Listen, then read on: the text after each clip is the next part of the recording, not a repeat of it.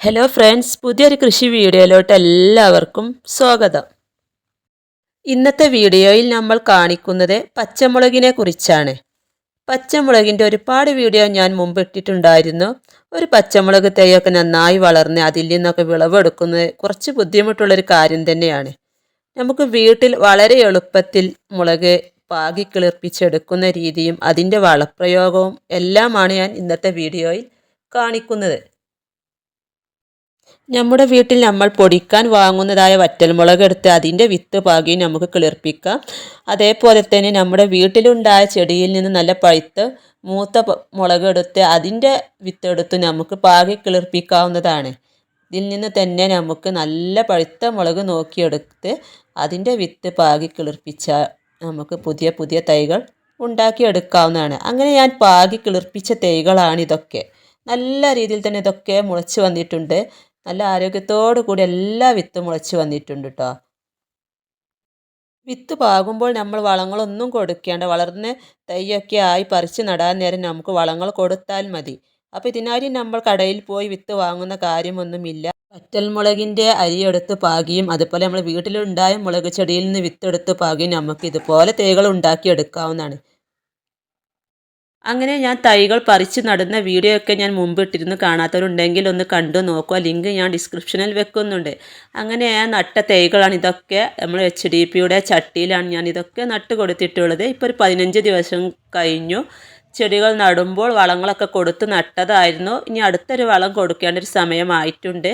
അപ്പോൾ ഇതൊക്കെ നല്ല രീതിയിൽ തന്നെ ഇപ്പോൾ ഒക്കെ വളർന്നു വന്നിട്ടുണ്ട്.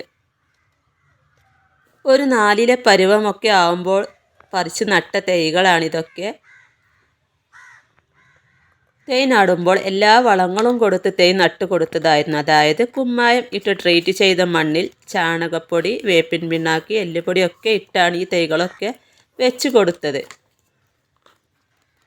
പിന്നെ ഇതിന് ഞാനൊരു വളവും കൊടുത്തിട്ടില്ല. അപ്പോൾ നമുക്ക് ഇനി അടുത്തൊരു വളം കൊടുക്കേണ്ട ഒരു സമയം ആയിട്ടുണ്ട്. ഇനി അടുത്ത വളം എന്താണ് കൊടുക്കുന്നത് എന്ന് നോക്കാം. അതിനായിട്ട് നമുക്ക് വേണ്ടത്, അപ്പോൾ അതാ ഞാനിവിടെ ഈ ഒരു പാത്രത്തിന് 2 പാത്രം വളം എടുക്കുന്നുണ്ട്. വളമായിട്ട് ഞാനിവിടെ എടുത്തിട്ടുള്ളത് ചാണകവും ആട്ടിൻകാഷ്ടവും മിക്സാക്കിയതാണ്. പിന്നെ ഞാൻ ഇതിലോട്ട് എടുക്കുന്നത് നമ്മുടെ വിറക് കത്തിച്ച ചാരം ഒരു ചിരട്ട ഇട്ട് കൊടുക്കുന്നുണ്ട്. ഒരു ചിരട്ട മതി ഇട്ടോ. അപ്പോൾ 2 ഗ്രോ ബാഗിലോട്ടുള്ള ഒരു അളവാണ് ഞാൻ ഇവിടെ എടുക്കുന്നത്. ഒരു ചിരട്ട ചാരവും ഇതിലോട്ട് ചേർത്ത് കൊടുത്തിട്ടുണ്ട്.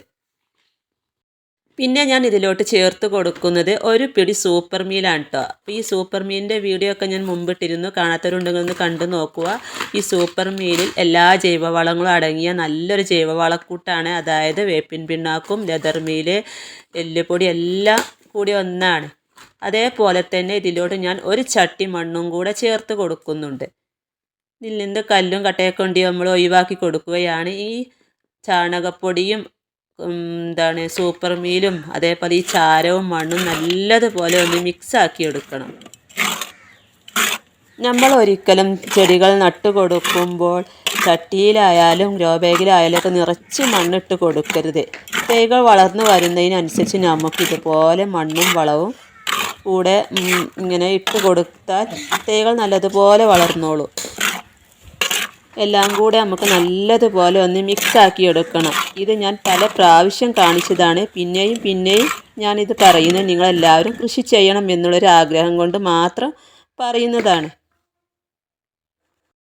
അപ്പോൾ ഈ എല്ലാ വളങ്ങളും കൂടെ നല്ലതുപോലെ മിക്സാക്കി എടുത്തിട്ടുണ്ട്. ഇനി നമ്മുടെ ചെടികൾക്ക് നമുക്ക് ഇത് എങ്ങനെ ഇട്ട് കൊടുക്കുന്നു എന്ന് നോക്കാം.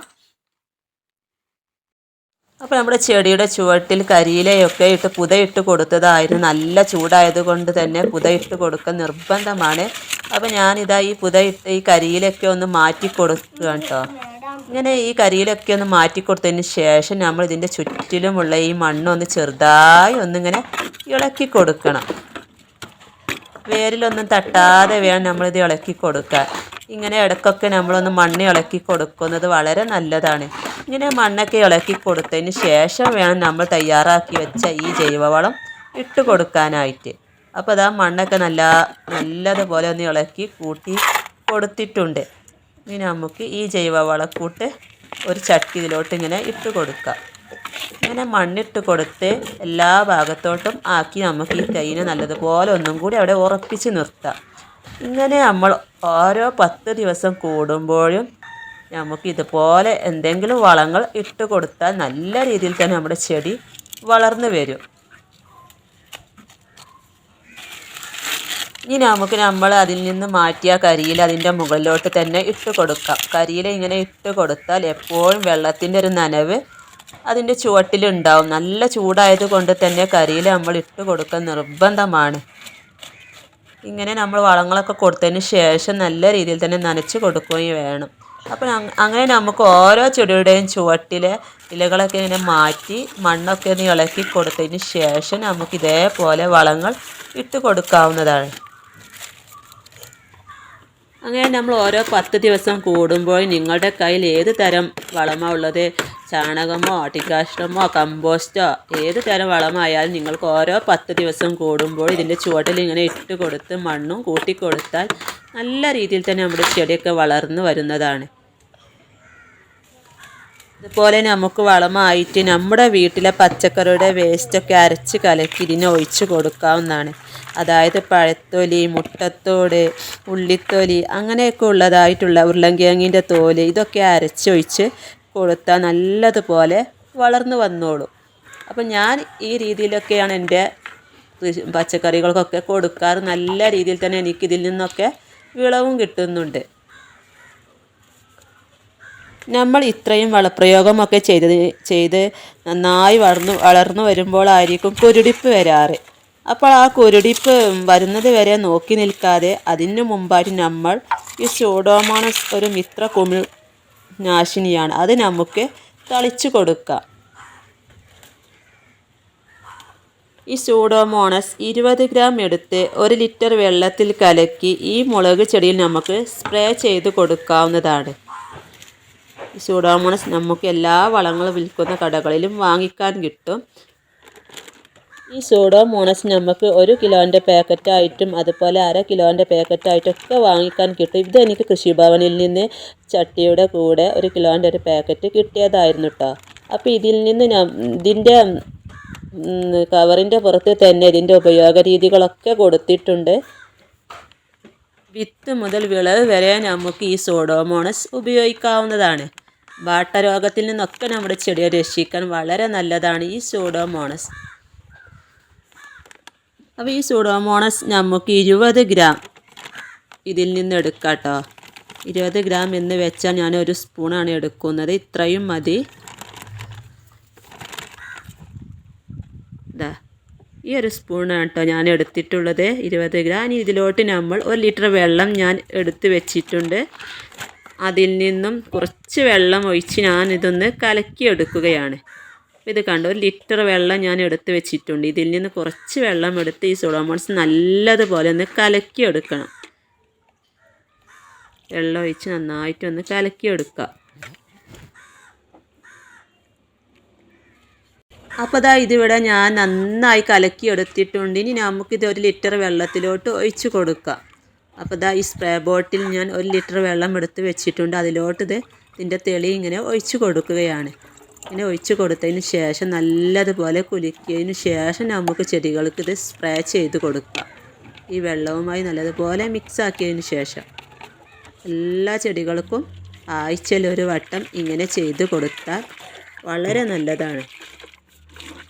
ഈ സ്യൂഡോമോണസിൻ്റെ ലിക്വിഡായിട്ടും കിട്ടുന്നുണ്ട്. ലിക്വിഡാണ് കിട്ടുന്നത് എങ്കിൽ 5 ml എടുത്ത് 1 ലിറ്റർ വെള്ളത്തിൽ കലക്കി നമുക്ക് സ്പ്രേ ചെയ്ത് കൊടുക്കാവുന്നതാണ്. 1 ലിറ്റർ വെള്ളമാണ് എടുക്കേണ്ടത്. ഇനി നമുക്ക് ഇത് സ്പ്രേ ചെയ്ത് കൊടുക്കാം. ഇലകളുടെ അടിയിലും മുകളിലും തണ്ടിനുമൊക്കെ നല്ലതുപോലെ നമുക്കിത് സ്പ്രേ ചെയ്ത് കൊടുക്കാം. അതേപോലെ തന്നെ ചെടിയുടെ കടക്കൽ നമുക്കിത് ഒഴിച്ച് കൊടുക്കാവുന്നതാണ്. വാട്ടരോഗത്തിൽ നിന്നൊക്കെ വളരെ നല്ലതാണ് ഈ സ്യൂഡോമോണസ്. അപ്പോൾ നമുക്കിത് കുരുടിപ്പ് വരുന്നതിന് മുമ്പ് നമുക്കിത് തളിച്ചു കൊടുക്കാം. നല്ലതുപോലെ പൂവും കായും ഒക്കെ വരുന്നതിനൊക്കെ ഇത് സഹായിക്കും. ഈ സ്യൂഡോമോണസ് എന്ന് പറഞ്ഞൊരു മിത്ര കുമിൾ നാശിനിയാണ്.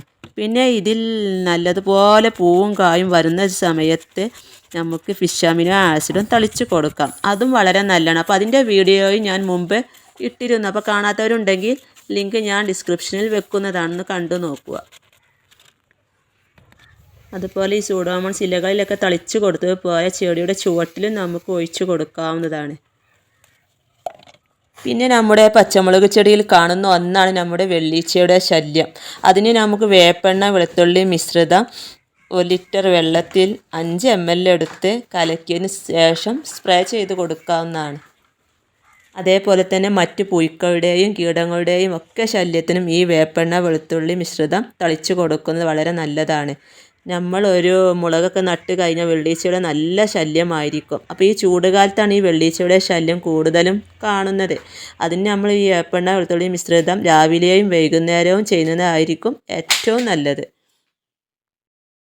പിന്നെ ഞാൻ ചെയ്തു കൊടുക്കുന്ന വളപ്രയോഗം എന്താണെന്ന് വെച്ചാൽ നമ്മുടെ കഞ്ഞിവെള്ളത്തിൽ കടലപ്പിണ്ണാക്ക് ഇട്ട് പുളിപ്പിച്ച് ഒരു 3-4 ദിവസം വെച്ച് പുളിപ്പിച്ചതിന് ശേഷം അത് നേർപ്പിച്ച് അതിലോട്ട് ഇരട്ടി വെള്ളവും ചേർത്ത് നല്ലതുപോലെ നമ്മുടെ ചെടികൾക്ക് കൊടുത്തു കഴിഞ്ഞാൽ നമുക്ക് ഇഷ്ടം പോലെ ഇതിൽ പൂക്കളും കായ്കളും ഉണ്ടാവാൻ ഇത് നല്ലൊരു ജൈവ സ്ലറിയാണ് ഈ കടലപ്പിണ്ണാക്ക് പുളിപ്പിച്ച ഈ ജൈവ സ്ലറി. അപ്പോൾ അത് ഞാൻ എല്ലാ ആഴ്ചയിലും എല്ലാ ചെടികൾക്കും ആഴ്ചയിൽ ഒരു ദിവസം കൊടുക്കാറുണ്ട്. അതുപോലെ തന്നെ മറ്റൊരു വളമാണ് നമ്മുടെ കഞ്ഞിവെള്ളത്തിൽ ചാരം ഇട്ട് മുളകിന് ഒഴിച്ചു കൊടുത്താൽ അതും ഏറ്റവും നല്ലതാണ് കേട്ടോ.